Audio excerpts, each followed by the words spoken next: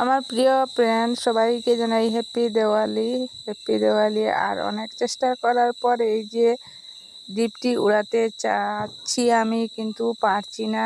অনেক চেষ্টা করছি, দীপটি উড়াবো কিন্তু পারছি না। নানান সমস্যায় দেখা দিচ্ছে, কেননা প্রথম আজকে এই দীপটি উড়াচ্ছি। তাই এবার অনেক চেষ্টা করার পর এই ফাইনালি উড়াই নিলাম দীপটি।